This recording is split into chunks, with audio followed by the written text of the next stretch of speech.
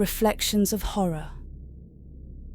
I've always loved exploring old houses, so when my uncle asked me to help him clean out an old family property he'd inherited, I jumped at the chance. The house had been in our family for generations, but it had been abandoned for years. Rumor had it that it was haunted, but I didn't believe in ghosts. My uncle and I arrived at the house early one Saturday morning. The place was a wreck. Broken windows, peeling paint, and overgrown vines. But there was something charming about it. Something that hinted at a once grand past. We spent the first few hours cleaning up the main floor, throwing out old furniture and sweeping away cobwebs. Around midday, I decided to explore the attic. I climbed the narrow, creaky stairs and pushed open the door.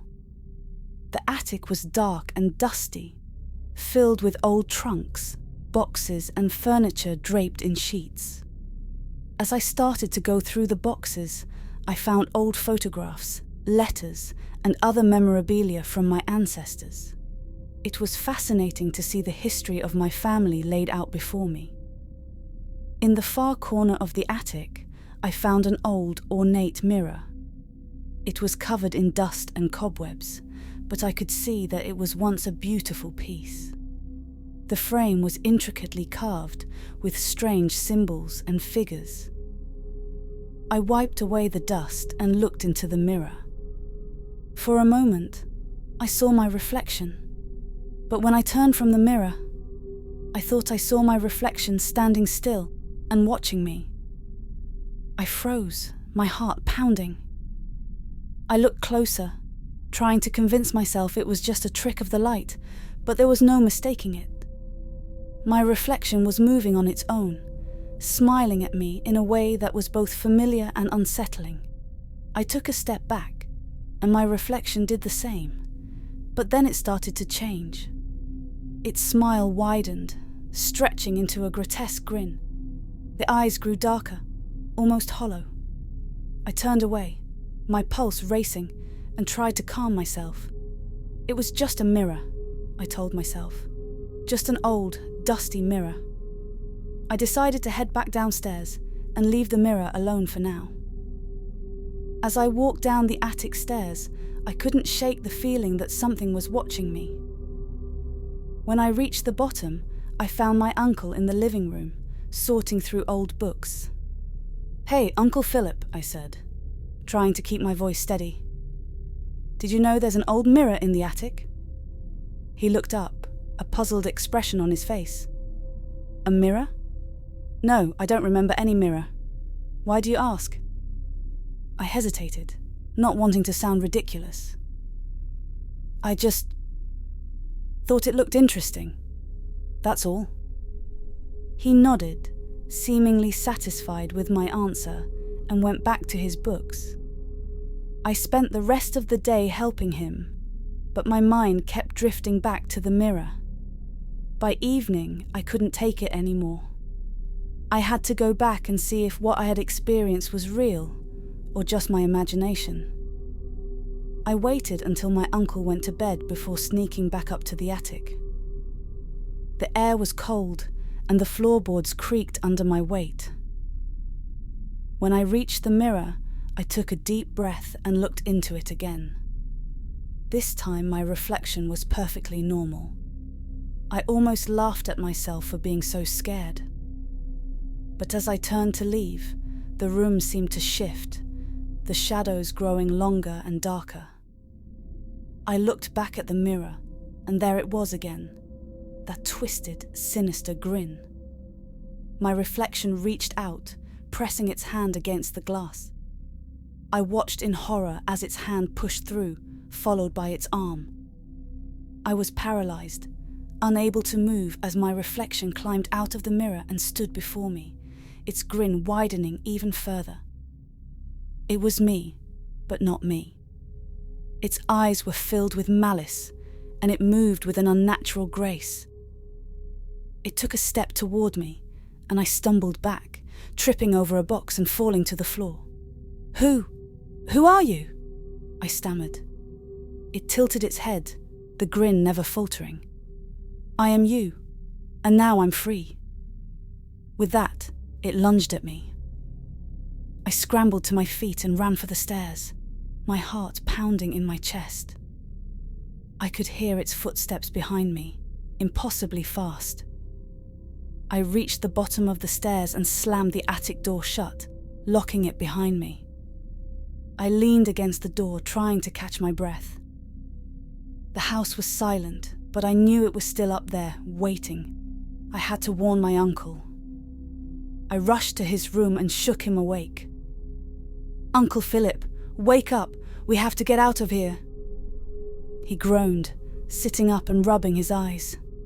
"What are you talking about? What's going on?" "The mirror. Something came out of it. It's not safe here." He looked at me like I was crazy, but the urgency in my voice must have convinced him. He got out of bed and followed me downstairs. As we reached the front door, we heard a creak from the attic stairs. My heart raced as I fumbled with the lock, finally getting the door open. We ran outside, not stopping until we were a good distance from the house. We spent the night in a motel, and the next morning, we called a local historian who specialized in paranormal occurrences. When we described the mirror and what had happened, he went pale. "That mirror is cursed," he said. "It's an ancient artifact known for trapping souls and allowing evil entities to take their place. You were lucky to escape. I'd be happy to buy the mirror from you so I can show it to my colleagues." We wanted nothing to do with the mirror, so he got it for free. And we decided to leave the house alone after that. My uncle made arrangements to have it demolished, and we never spoke of the mirror again. But even now, I can't shake the feeling that somewhere, in some dark corner, that twisted version of me is still out there, waiting for another chance to be free. The return of the mirror. Have you ever wondered what it would be like to experience true terror? Not the kind you see in movies or read about in books, but a fear so real and intense that it leaves you questioning your own sanity. I never believed in the supernatural until it happened to me.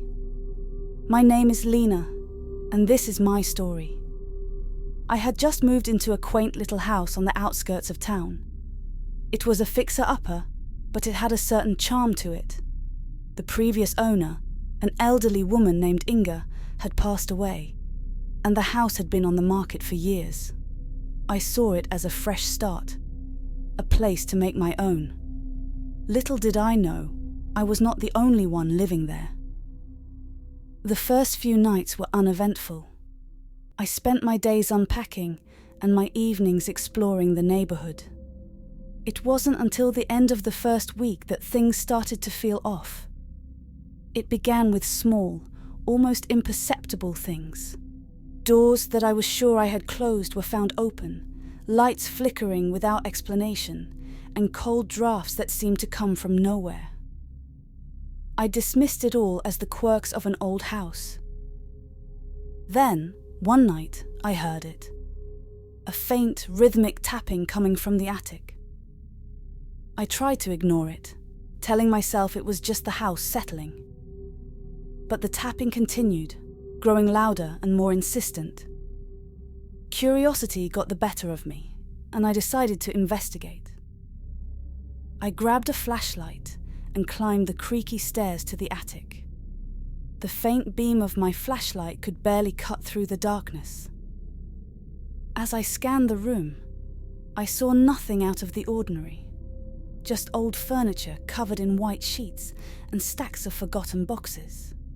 But the tapping persisted, coming from the far corner of the attic. I approached cautiously, my heart pounding in my chest. As I got closer, I realized the sound was coming from an old black mirror in Gothic style leaning against the wall. Its surface was covered in grime, but I could still make out my reflection. I reached out to touch the mirror, and the tapping stopped abruptly. Suddenly, the room grew colder, and I felt a presence behind me. I spun around, but there was no one there. I turned back to the mirror, and my blood ran cold. My reflection was smiling at me, but I was not smiling.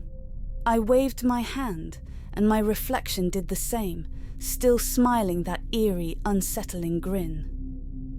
I bolted out of the attic, slamming the door behind me. My mind raced, trying to make sense of what I had just seen. I decided to call my friend Eric, who was always fascinated by the paranormal. He agreed to come over the next day to check it out. When Eric arrived, I recounted my experience. He listened intently, then suggested we go back to the attic together. Armed with a video camera and more flashlights, we climbed the stairs once again. The attic was just as I had left it, but the mirror seemed to pulse with an otherworldly energy. Eric began filming as I approached the mirror. This time, my reflection seemed normal, but the sense of unease was palpable. Eric asked me to touch the mirror again, and as I did, the temperature in the room plummeted. My breath fogged up the glass, and I could see my reflection's eyes turning black. "Lena, get back!" Eric shouted. I stumbled back, and Eric grabbed my arm, pulling me away from the mirror. We rushed out of the attic and back into the safety of the living room. Eric reviewed the footage, but it showed nothing unusual. Frustrated and terrified, I decided to leave the house for the night and stay with Eric. The next morning, Eric suggested we would search and read information about mirrors and the paranormal. After a few hours of reading, we could conclude that in some supernatural or paranormal beliefs, mirrors are considered to have certain powers or abilities. For example, some cultures believe that mirrors are portals to the spirit world or to other dimensions. They are used in spiritual practices to communicate with ancestors or to perform divination. In some ghost stories and legends, mirrors are believed to be haunted or to have the ability to trap spirits or other supernatural entities. In these stories, mirrors are often regarded as dangerous or even evil objects that should be avoided or used with caution. We covered the mirror with heavy sheets and rope, so whatever was trapped inside wouldn't try to escape and preying on our fears. For a while, things seemed to calm down, but the peace was short-lived. A few nights later, I woke to the sound of whispering. It was soft at first, but it grew louder, more urgent. The words were unintelligible, but the tone was sinister. I followed the sound to the attic, where I found the sheet covering the mirror had been torn off. The mirror stood there, dark and foreboding. My reflection stared back at me, its eyes black and empty. The whispering grew louder, filling my head with a cacophony of voices.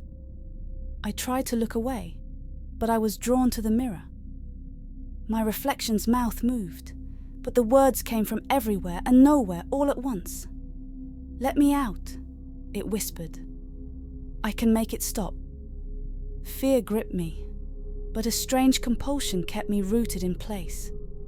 I felt a cold hand on my shoulder and turned to see Eric, his face pale and eyes wide with terror. "Lena, we have to get out of here," he said, his voice firm. Before we could leave the attic, I grabbed a chair and smashed the mirror into 1,000 pieces. We fled the house and drove to Eric's and stayed there for the night. The next day we went back to clean up the pieces from the mirror and throw them away. For a while, life returned to normal, but the experience had left a mark on me. I moved to a new house, hoping to start fresh, but I couldn't shake the feeling that something was watching me. Every creak, every shadow filled me with dread. Months passed, and I tried to convince myself it was over. But one night, I woke to the sound of tapping. My heart sank as I realized it was coming from the attic. I grabbed a flashlight and climbed the stairs, my hands trembling. There, in the corner of the attic, stood the mirror. The same gothic frame, the same sinister aura. My reflection stared back at me, its eyes black and empty, a twisted grin spreading across its face. "Welcome back," it whispered. "You can't escape me." The mirror had returned, and with it, the darkness. I knew then that no matter where I went, the malevolent presence would follow. It was bound to me, feeding on my fear, growing stronger with each passing day. I tried to live a normal life, but the tapping, the whispering, the cold touch of the unseen, it never stopped. Eric distanced himself, unable to cope with the relentless terror. Now I sit here, in my new house, the mirror covered but ever present. I write this as a warning. Some things are meant to remain hidden. Curiosity can be a dangerous thing, and once you open the door to the unknown, it may never close. If you ever find an old dusty mirror, don't look into it. Don't touch it. Leave it alone, because once it sees you, it will never let you go. Thanks for listening all the way through. You are awesome. I hope you enjoyed my content. Please like and subscribe. Good night, and remember the paranormal never sleeps.